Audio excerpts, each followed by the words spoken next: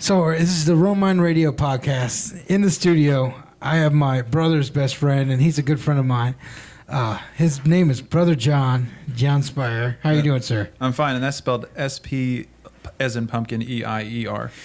And I've had trouble my whole life with people spelling that correctly, but I don't hate them. It's German. Well, I've got this weird last name, Romine. Yeah. R-O-M-I-N-E. Every time somebody says, they go, Mr. Romine or Romaine. Uh-huh.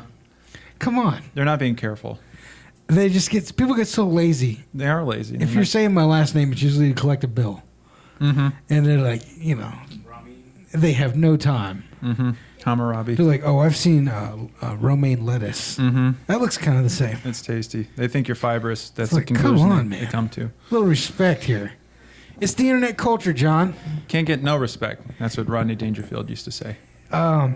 Now, John, tell me about your day job, your passion in life. What are you up to these days? Well, I'm a science teacher by day and artist by life, I like to say.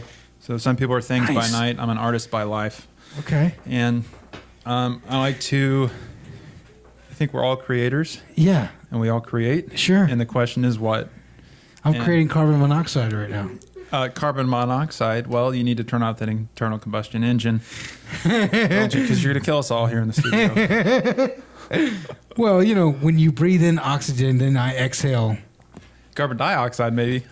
Add another oxide. I just can't let the monoxide slip. Okay, it's dioxide, not monoxide. The kids get tested on that, and so do you. So you've got to pass the test. And a big part of my job is administering tests and making sure those kids know that they're breathing out CO2. Right. Now, speaking of CO2, we had some dry ice today in the classroom for my chemistry class. So doing some reactions with that.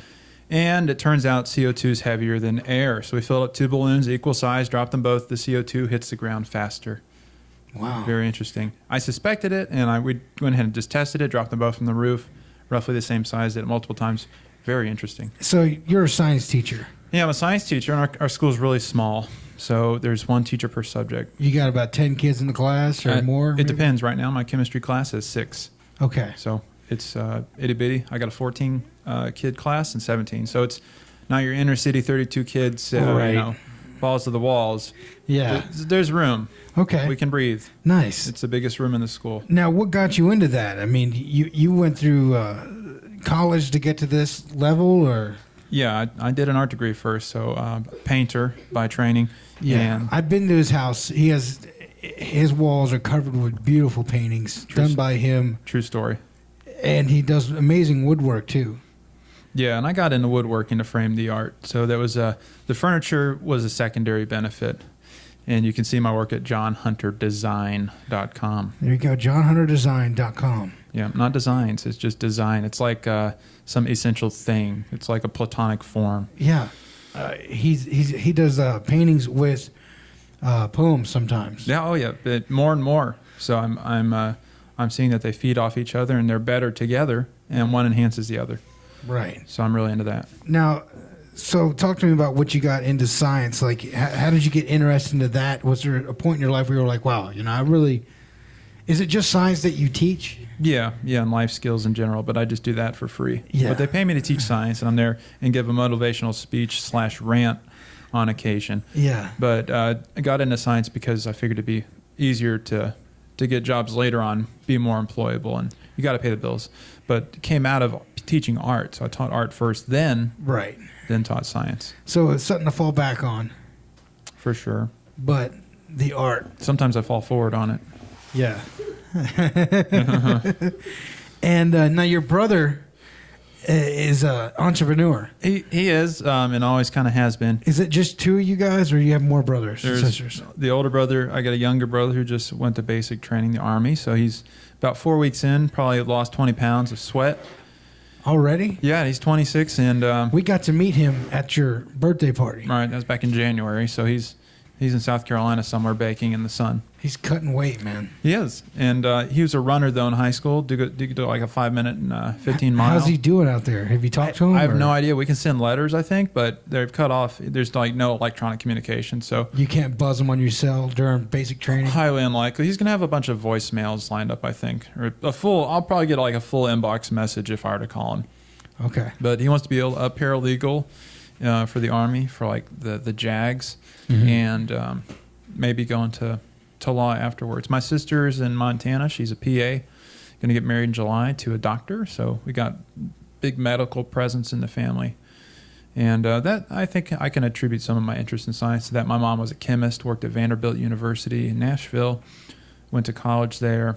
All right. Worked in the lab. So she was a professional chemist and became a nurse later on.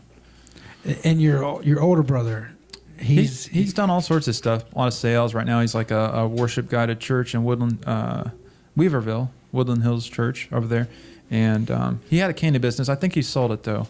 So that'll break. He's done with the candy business? I think, yeah. I see tears coming from you. Man. Or at least they will be. Because now, you guys know out there, you walk through the mall and then there's these vendors in the middle.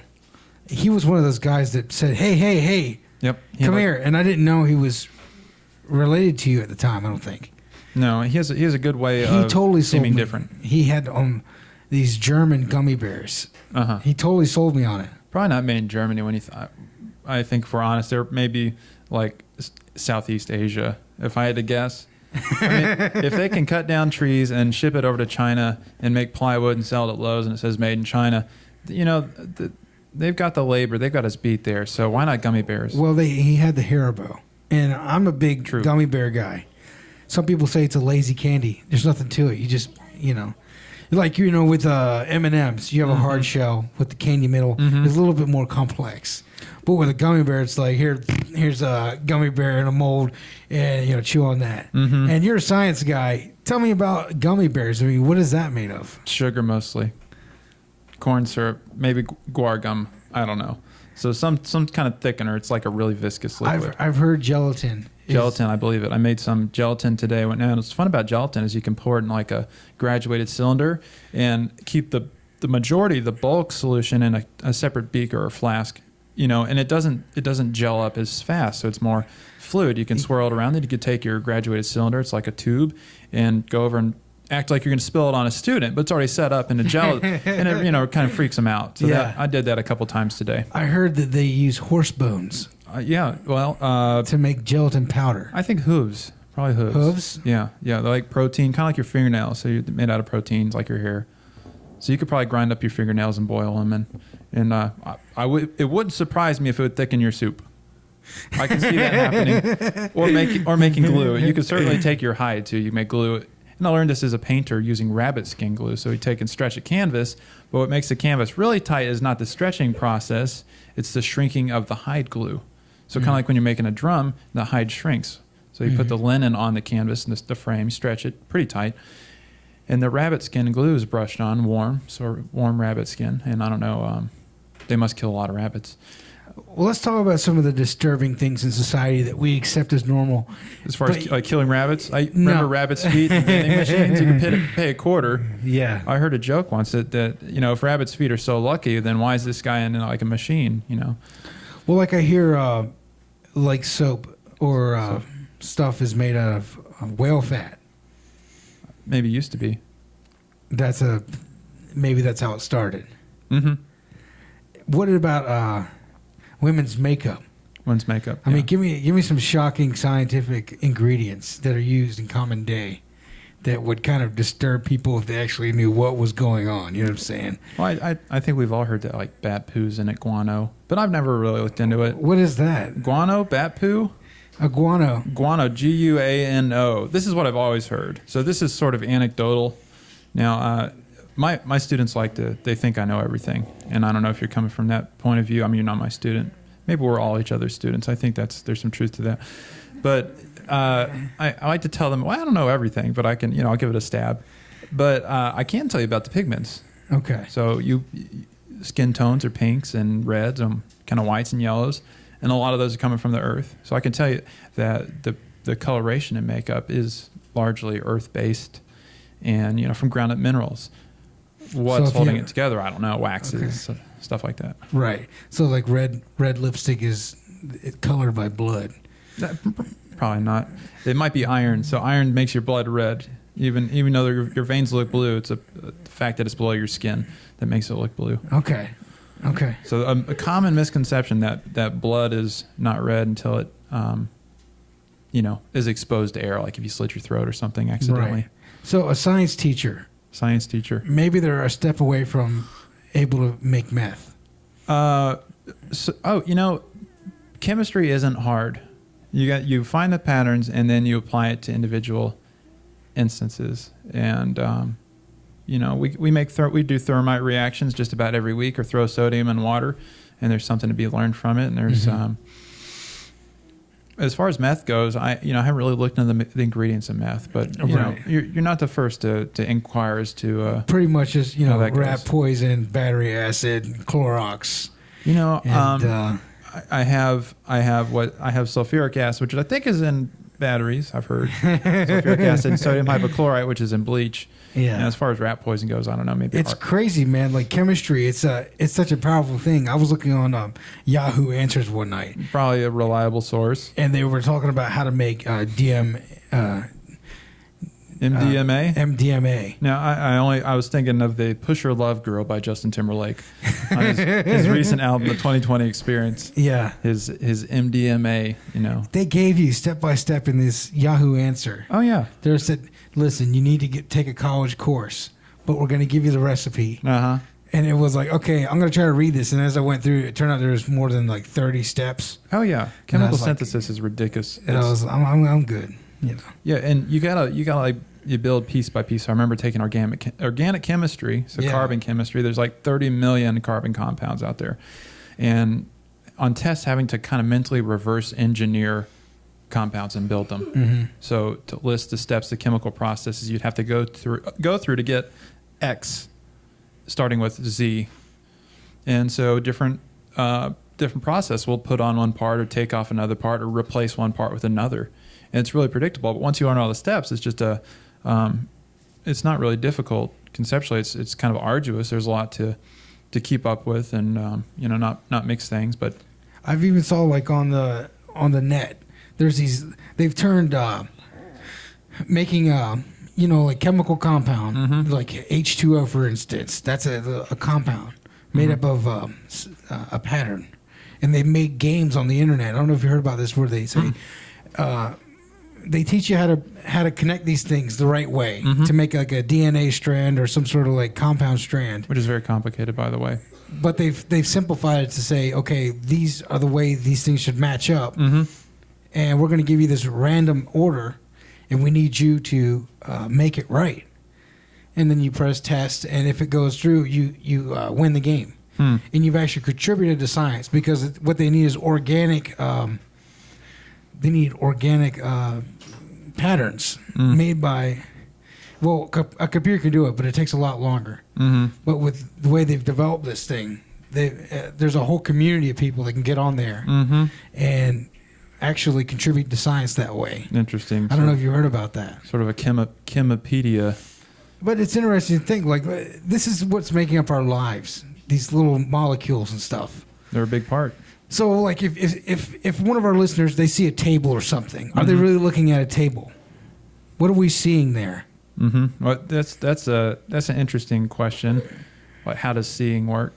So, two ways I've heard to explain seeing is that when you look at something, a table, for instance, we've got this white leg table in here at the wooden top, so different colors that we're seeing. The things that make up those tables have bonds between them, and those have lengths. So like we're talking billionths of meters here, or like 10 billionth of a meter, an angstrom or angstrom if you're like pretentious. So it's like an A with a circle over it. I think it's Dutch or something. So one explanation is that what we see is a result of the different bond lengths between atoms, and certain wavelengths of light will reflect off those. So you kind of get this. An example of this would be infrared light radiating off the warm Earth and bouncing back off of the bonds in CO2. So there's your greenhouse effect, because infrared has a certain wavelength, and the bond length between a carbon and two oxygens is a certain length. It's so many billionths of a meter, something like that. So it bounces back to the surface of the Earth and warms the atmosphere. So there's one explanation, and infrared is just light too. You just can't see it; you can feel it. So what we're looking at when I see table in that example is the light coming back to my eyes. Yeah, and so there's going to be a delay, even if you see it and it seems like immediate. So if that's the exhaustive explanation of seeing, and it seems like a pretty common sense notion that the light that's reflected back is what you're seeing. So I got to thinking about this the other day that this kind of makes seeing things in real time impossible. There's always some delay. I've heard about that. Like recently, they discovered that the brain actually, I don't know if it's recent, but they've discovered that the brain actually, you're reacting to things a tenth of a second later than it actually happens. Mm-hmm. So we're never really in the now for everybody in a certain sense. Mm-hmm. Yeah, it's kind of now becomes sort of a rule of thumb. It's useful. It has that idea. It's a nice conception. It is. Then when you think about like stars, billions of miles away, light years, etc., that light's taken a long time to get here. 8 minutes from the sun. So we're seeing the sun 8 minutes ago. And, and even though there is that delay, that tenth of a second or whatever, man, the brain is working fast. If that's what it is, and it's like all this stimulation and neural networks and pathways, this is pretty amazing how it works. And once you understand what it takes for a signal to be communicated down a brain cell, and how ion channels are opening up and flooding in, and sodium is coming in, and there's voltages, chemical voltages built up out, on either side of your brain cells, and it's electrical activity, and these voltages are discharging and depolarizing and resetting, and it's amazingly fast. At the end of them, there's these little hormones that are at work and being absorbed and taken up and returned and broken down on a split second. And it's, like you said, tenth of the billionth of size of meters. Yeah. Way small. Super small. Way fast. Yeah. Yet we've experienced it all of our lives, and it just seems like reality. Mm-hmm. So your first example was we see the light. And do you have another example of what we're looking at when we see a table? Like seeing? Well, and I got this from a philosopher named J.P. Moreland, James Porter Moreland. He's one of my favorite dudes. He's a pretty sharp cookie. And he comes at it. So what I did in the first example is that was what we might call reductionistic explanation of seeing in terms of physical and chemical explanation. So to fit in the scientific formula. Well, whether or not it fits, I mean, there are going to be formulas that are sort of descriptions. Or the scientific structure, a way to look at it scientifically. I suppose that'd be a good starting point. That it'd be kind of like at this point, if you're trying to remove a splinter with the jaws of life, like it'll grab. So we could put a finer point on things. The whole idea of what is scientific and what isn't is a whole another kind of, that's a can of worms we could get into, and that's fun too. But like the other seeing I'm thinking of. So one tries to explain it just in terms of so-called physical entities, things that you could measure, that have mass, that have extension in space, whatever that is, and that are quantifiable or countable. Okay. So quantos. I like to tell my kids quantos. Remember, just like in Spanish class, ¿cuántos días hay en una semana? And then lunes, martes. I remember all these Spanish songs. And but not a whole lot of other conversational stuff. Like I went to the restaurant in high school and on a field trip, and I remember trying to order a Coke, and it was something like me try and something. And but back to seeing. All right, so the way we answer the question of how do we see is going to depend on a lot of background information, assumptions that we're bringing to the table, and we all have them, and it's good to get them out there. If I only allow for certain types of explanation, then that'll be maybe the one, my preferred way to explain it, just in physical terms, like in material terms, in terms of chemistry and physics. So that if I think those are the only kinds of things that exist. Now, if I'm somebody who believes in the existence of something like a soul, so something immaterial, which I am, then that opens the door for more options in terms of explanation. I've not dismissed them prima facie or beforehand, or that's on the face of it, a priori before experience. So I'm open to more explanations, which I think is an advantage. So if we have a soul and this is something immaterial substance, something that's immaterial that isn't the same as the atoms that make up my body, then there's what's called simple seeing, where you're directly aware of what you're seeing. So the soul has a capacity to see and uses the eyes to see when it's embodied. And ways for arguing for the soul might include out-of-body experiences or near-death experiences. So we have this set of data and events that happen, record of stuff, and we're asking what's the best explanation for that? Like, what accounts for that? And so, we propose this as a solution to that problem. Well, it's like the government openly, not openly, but recently the documents were released that they used remote viewing. Mm-hmm. And that's totally freaky science, really. It is. Because they're able to shut down the brain's process and not really be consciously aware of their surroundings and go into this mode where they're like, okay, we need you to find this person in a certain location. And somehow or another, without any previous knowledge of that location, they're receiving things like almost like on a radio dial. Mm-hmm. Yeah. It's, yeah. And I could see, I could see the powers that be capitalizing on, they spend money on any number of things. But, if something's convincing and it works, I could see that they would, give it a try or investigate it, look into it. If there are enough credible witnesses attesting to the validity of this thing, then why not look into it? And they may not have an explanation for why the heck it works. But if it works and they find somebody, and there are too many variables that are known in specificity to be a coincidence, then they're going to work with this. I think the Russians were big into that with their psychics. Yeah. And I think I've like Unsolved Mysteries. You see I remember that guy, Unsolved Mysteries, and creepy dude. He was always with his trench coat and fog, always foggy. I think he was in Seattle. So that was around the time. I think Nirvana was big at that point. Always foggy in Seattle. Mm-hmm. Mm-hmm. And But, the smell of coffee beans on the air. Yeah. So I think they talked about psychics a lot, and police officers, departments using psychics. Sure. Try and find kids. So as you're mentioning, there's two ways to look at science. You could look at it where you test it out and you get result. And there's a second way to look at it where there's sort of a faith in, whether it be God or,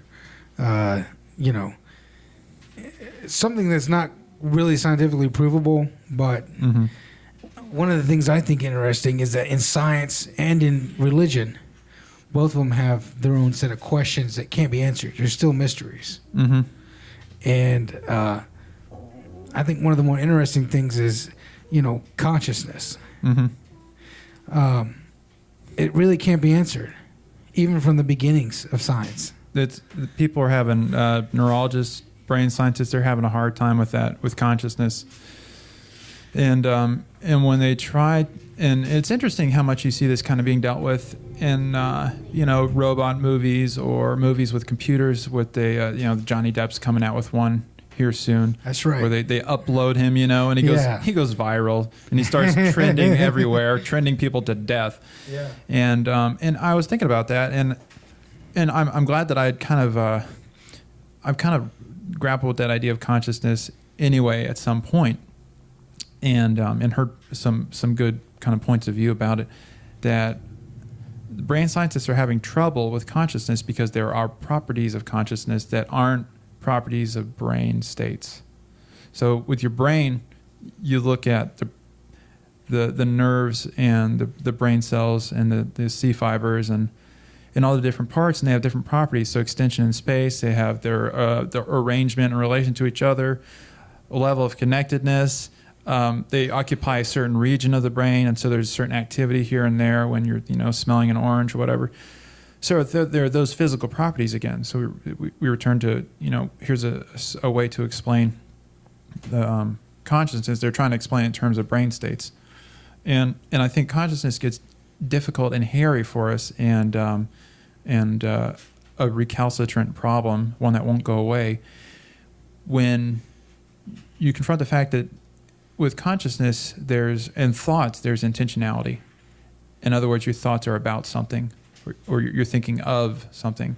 And the properties of intentionality, which seem on the face of it, it seems like thoughts have intention, like they have intentionality. They're about something. That's what intentionality is. It seems like that category of stuff doesn't apply to brain cells. I don't know what it would mean for a brain cell to have intention. Now, that'd be a good question for somebody to pursue and maybe try and answer. But I'm not... that doesn't make any sense. There's many avenues that people will go down when they talk about consciousness. Some people go to like a spiritual level. Some people go to a quantum, quantum theory levels of consciousness, and it's people can pigeonhole themselves when they try to nail down an opinion of okay, this is what consciousness is. Why do we exist? Why doesn't the universe just spread apart and go away? And I think if you're one of those listeners out there that say, oh, well, everything's been discovered, or there's so many people that there's nothing to discover.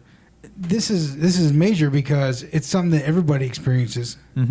They've even proven that some animals experience different levels consciousness of levels of consciousness, and in the history of humans, we still can understand why there is a consciousness and what's behind all that. Yeah, I think, but I think some explanations are better than others. Ones that maybe account for the most phenomenon, like intentionality. Ones that I like to approach these questions from using all the resources I have. So not and this is why I'm comfortable being a science quote science teacher and having been an art teacher. I don't see any problem with that, because I think what I'm doing is tapping into and accessing different dimensions of human existence that are not necessarily separate realms. They're not mutually exclusive, and that everybody can access, and that maybe provide a different view on the same thing, but in a new light, a different and better light maybe. And so by ushering in all the resources I have, whether it be artistic, poetic, quote scientific, spiritual, all those things I think need to come to bear, and that I'm not keeping two separate realms of my existence. One, sort of the faith realm that is supposedly irrational, and I don't think that properly understood faith is, versus scientific. Now, the cultural discussion has been framed that way. So he who frames the argument usually wins. So I think a lot of times when we get in these sorts of discussions, we throw around terms like spiritual, scientific, and we don't slow down to maybe parse out what like spiritual means or what scientific means, because there are people who spend their whole lives trying to come to an understanding of what scientific means, or what science is, or what spiritual is, or what religion is, and all these words are loaded. They're super loaded.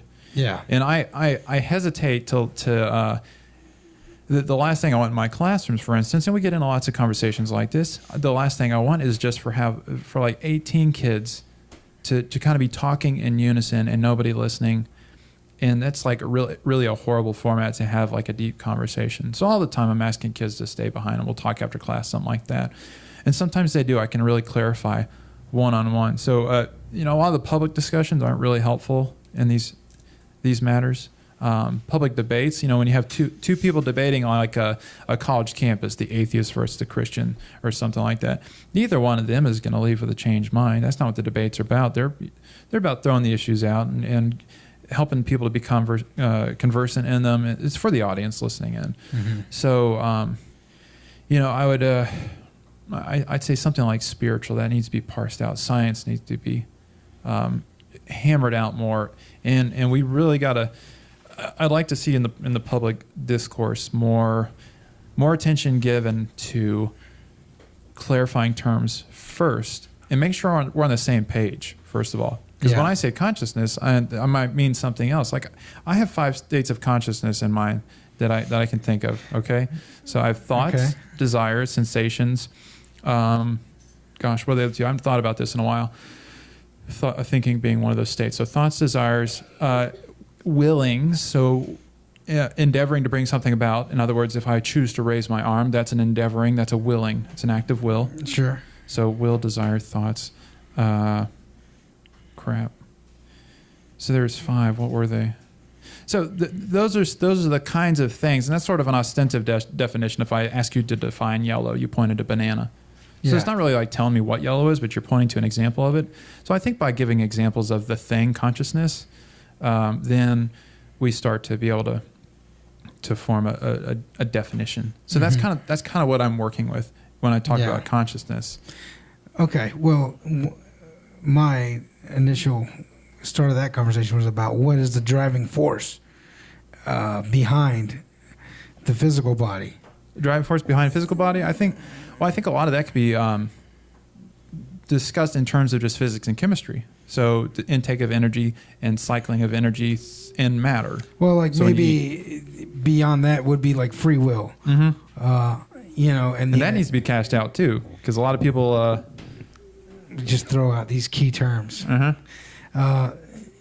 I think when you boil down life, for some reason, we're here. And we certainly are. It's like, it's still a mystery why we have these synapses that are connecting in our brain, and why aren't we just like animals? Or yeah, what sets us apart? Are we different qualitatively, or are we just like advanced in degree?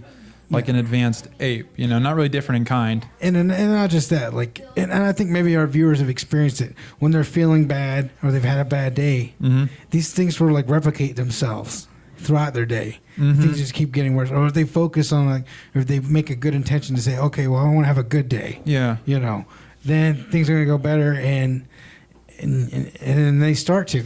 Yeah, it's kind of like an echo. It's like it keeps. It's like your head's an empty room, or your mind. I don't know if they're the same necessarily, but that you are this sort of thing that can almost reverberate. My mom talks about vibrations a lot. Maybe she's onto something, but there's sort of an echo of whatever's going on, and it tends to kind of reinforce itself. A lot of echoes die out, but it seems like with people, echoes, the voices, whatever, if you want to think of them that way, that are talking to you, not schizophrenic, but you're getting a message somewhere, it tends to reinforce itself throughout your day. I think you're onto something there. So you think thought creates? Oh, yeah. There's... only thought creates. So science, there's a measurable...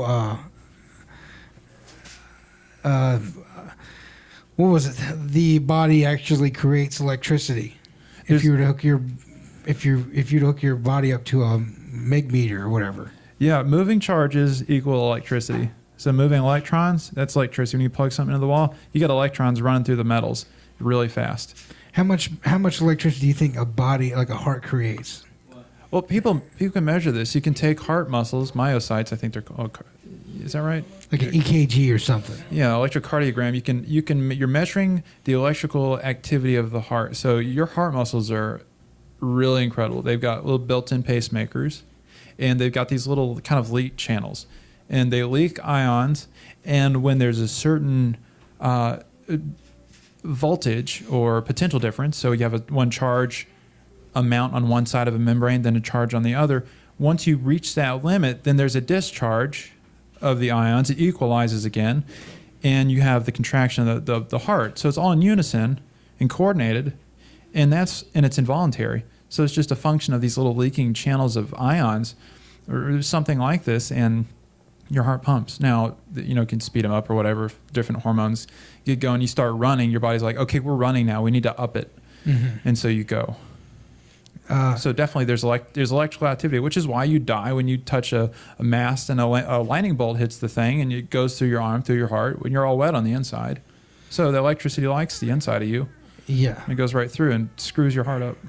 Well, and a lot of people say, if you just, I think people get the term wrong, but just to clarify that. Which term? If I get zapped by some electricity, you got electrocuted. Mm-hmm. Electrocuted means you die from electricity, right? Yeah, you could think of it that way. Yeah, I kind of get what you're getting at. The correct way to put it was you got shocked or something. You're kind of getting shocked in a bad way. Like you're kind of getting electrocuted constantly. It depends, See, how you answer that question depends on how you define electricity. So you got to work at that. Now, half my day is spent clarifying what my students are intending. So I'm like, did you mean this? And let me try this a different way because I mean this here, and I try to use some different illustration. Well, and like you were saying, when you get down to a level, things are so small and things move so quick. Mm-hmm. But really, the body is only producing a very small amount of electricity. Mm-hmm. It's kind of like local, small amounts. Yeah, it doesn't take much to screw your heart up. What a supercomputer we are. Oh, absolutely. We are information processors for sure. It's amazing. Yeah.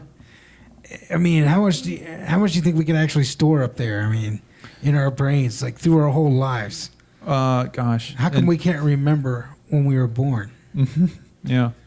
Well, I think that surely there's some relationship between stimulation and interaction with the environment that then translates to a certain level of connectedness in the brain. And so, when you're born, there's not been a whole lot going on. It's sort of muffled, wet sounds in your mother's stomach. You're just kind of sloshing around for a while. And then out you come, and suddenly it's a very different place. It's like me moving from Nashville and going to private Catholic school till 6th grade through kindergarten and getting to Swain County in Bryson City, North Carolina, moving from Nashville, Tennessee. And then we've got the highest teen pregnancy rate in the nation in 1996-97. So there were 12-year-old pregnant girls in my class. They got pregnant before that. So they're right along, 11-and-a-half-year-old girls having sex as a world apart. So how did I get there? Yeah. How did I get here? What got me on this tangent? Bring me back. Well, we were talking about how come we can't remember? Oh, memories, sure. I mean, culture shock. Is there an amount of stuff that our brain can actually hold? I don't know. A limit? I don't know. I think the limit is death. That is the limiter, I should say. It's not I don't know, quantity wise, and I don't know if people have endeavored to try and measure that sort of thing. And it's funny too. In the beginning, we were talking about how we see a lot of these things in consciousness about in science. In science, sci-fi movies, they're trying to answer these questions, and a lot of it's in the entertainment. We just saw in the news that they were actually able to breed a dinosaur. I missed that one. I'll have to check. Jurassic Park. Breed a dinosaur. What kind of critter did they resurrect? Well, I think it was a woolly mammoth. I'm not sure, but that's plausible because those goobers get frozen up there in the tundra all the time. They did anyway. They don't keep getting they're extinct for goodness sake. But that's completely within the realm of, and that's genetic technology right there at its best. And my kids, that's the hardest thing in the world to convince them that this matters now and this is the future of science. You can go and map out the DNA, the sequence of extinct critters, and bring them back. I mean, we have bacteria where they've synthesized a genome for a bacteria and then inserted it into another bacteria, and then it produces a new bacteria that never existed. Okay. So the sequence is completely man-made. Okay. I don't know if they've, we'd have to look into that on the dinosaur thing. Dinosaur, I doubt, because you need some blood cells. I thought it was like a woolly mammoth or something. Well, those aren't dinosaur. Dinosaur means terrible lizard. So woolly mammoth would be like a really old elephant uncle, So woolly mammoths, when did they die off? Dinosaurs, we're talking 65 million years ago they died off. It's been a while. But Science say in Huffington Post. Oh, good source. I don't know if that's a good source. The woolly mammoth clone is now possible. Okay, possible. Interesting. Says scientist. Scientist.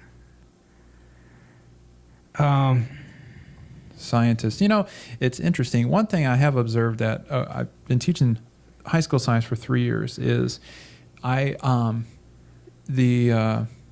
can really tap into the pulse of the nation, see where the culture is going by hanging out with hanging out with high schoolers. So science or not, just high scores. But now they come into my room thinking that I have like a whole different way of existing and being, and like a whole separate knowledge set that's separate from what their English teacher has or what their civics teacher has. And it's not a function of what I'm teaching, because I know all this stuff, and I knew all this stuff before I was teaching quote unquote science. And science comes from a Latin word, scientia, which just means knowledge. And so really we got to ask ourselves, how do we know stuff? And science is like, to define it is really hard. People try it all the time. And it's like knowing on purpose, if you could think of it that way. Okay. Or methodical, or kind of, I struggle with it. And I've read lots of books on philosophy of science. But the more I read, the more convoluted it gets, and the more difficult it is to hammer something down. Because as soon as you come up with a list of criteria for something to be science, what seem like obvious cases of science get thrown out the window. And it'd be good if I could think of an example right now. But if you can't test something to see if it happened, so testability, you taught this, test it. You learn the scare quotes scientific method in school. If you can't test something, it's not science. Well, the Big Bang happened once. So the universe came into existence. I don't know what kind of test you could do to create a universe.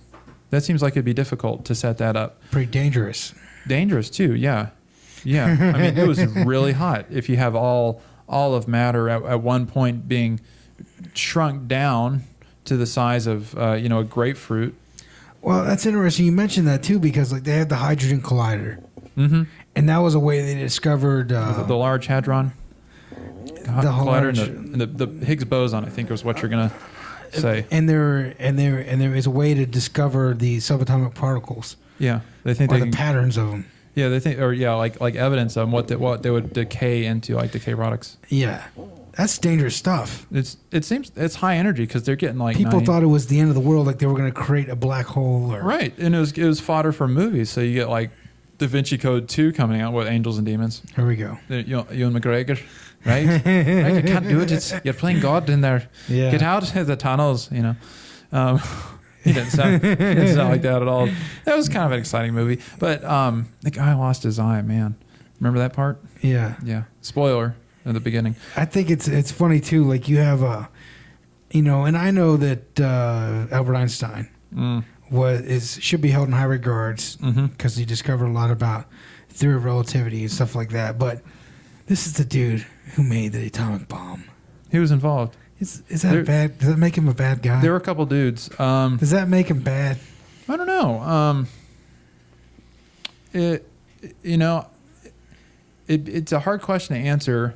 How complicit are you in an evil in relation to your relatedness to that? So, like, how far removed from a process do you need to be clean? To wash your hands of the negative, the evils that may accompany it. Like I'm wearing some blue jeans right now, and I got them from the Gap. No, Old Navy. There's like the same different sign. So I got them from the Old Navy, and I got them. And jeans are hard they don't fit me very well, so I'm shaped funny. Yeah, I just got a big butt. Let's just say it, and it's hard to find jeans that fit well. So Wranglers do me pretty well. Okay. But these jeans, all right, how are they produced? Like, what are they produced in a sustainable way? Like, who's being hired? Who's in charge? Are they walking around with a whip and like beating kids and stuff? Sure. Like, and so how complicit am I in that? And how far would I need to be removed from the process? And gosh, that's a hard question to answer. So I'm not sure exactly what Einstein's role. I know he was involved in obviously all these quantum physicists of the early 1900s and late 1800s. Quantum physics is old. It's really old. Been around for 100 years. And, there's so many things I don't know about that. Sure. I think he felt bad about it. I can see why. He said if he had known that they were going to use that for that situation. Because I did a little research. I'm reading a book by Carl Sagan called Broca's Brain about human anatomy and the history of it. Human anatomy and the history of anatomy? Well, the history of human anatomy. The history of human anatomy? Like the way... Be more specific. Like how the structures came about? Well, in the beginning of his book, I never read what the book's about. I just get it. Uh-huh. And the first chapter is about him looking back at like all these old specimens from old brains and like, and looking at like hieroglyphs and things like that. So I wonder if you could read them. So he's looking at all that, and you know, if you look at Albert Einstein, he was looked at as like maybe a hippie these days. He was kind of eccentric. He was that avant-garde. Who were some of your favorite? You mentioned a philosopher earlier. Mm-hmm. Who were some of the greats in your book? In my book, gosh, so there's for science and philosophy. Yeah, philosophers. William Lane Craig, and he's a Christian philosopher, and so is J.P. Moreland, a contemporary sort of thinker about formation and formative practices that I like. A writer, his name is James K.A. Smith, Jamie Smith. He's really interesting. He's got a neat kind of church and postmodernism series. So he's kind of engaging different postmodern ideas and saying, well, maybe we have something to learn here from this boogeyman of postmodernism that a lot of Christendom decries. And I think he has a lot of great points to make. David Foster Wallace, he's a great writer, and he had a 1,000-page novel he wrote called Infinite Jest, and the man committed suicide in 2008, so he's deeply troubled. But he had powerful insight into formative practices as well, and habits, and was a really brilliant writer. So he's one. Other folks. Let's see. There's Paul Davies has some pretty good writing on science, and yeah. Well, it's great to talk to somebody that is on this level. Speaking to you is like reading a book. My mind is exercised. Excellent. Just talking to you. I'm glad to hear it. And I think it's interesting to talk to the people that know a little bit about science, because there's more to what we see. Oh yeah. And so much of our day is caught up with, oh well, I got to pay my bills, or what's going to entertain me, what's going to make me feel good. Mm-hmm. It's just like, I was able to quit smoking cigarettes, but since then I've gained 80 pounds. Mm-hmm. I have a food problem. Mm-hmm. Yeah, so I think that maybe the problem isn't food or cigarettes. I think we all have a problem, I think that's another podcast, like what the problem is. But I think we all have that thing that we go to that we're looking for it to fix us, and we're looking for it to help us, because I think deep down we know that like this isn't the way it's supposed to be. Yeah. It's not as good as it could be by any means. You'll just look around, turn on the news for 10 minutes, you'll be depressed. Sure. No wonder a generation ago, the boomers, they're doing like 10% more or 10 times more antidepressants in this generation than our parents. Well, it's like the hippies. It used to be peace, smiley face, and love. Yeah, they had their own solutions. Now these days it's like, hey, and there's like all these demanding messages on their bumper stickers, like coexist or, Which does make demands, doesn't it? Yeah. It's like coexist or die, essentially. That's kind of implicit. Yeah. I found an image of that. I wanted to spell the word contradict out in those letters, and I found it online. I found a bumper sticker. You go to cafepress.com, search contradict or contradiction. And boys and girls, different religions, they teach contradictory messages. And so it's not all the same. Mm-hmm. That's a naive view of religion, that they all teach the same. Sure. Those people haven't studied religion at all. It's great having you, man. You too. I appreciate that you're doing this, and I think I can see more of this. Will you come back to the show? Oh, certainly. When I'm in town. I think we've... I live 10 minutes away. We've scratched the surface on reality. We have. We're bleeding now, and we need to open those wounds, I think. That's it, man. Let's look at this. And, thank you for the intellectual talk. Yeah. Thank you to the viewers for your attention. And we'll see you next time on Romine Radio.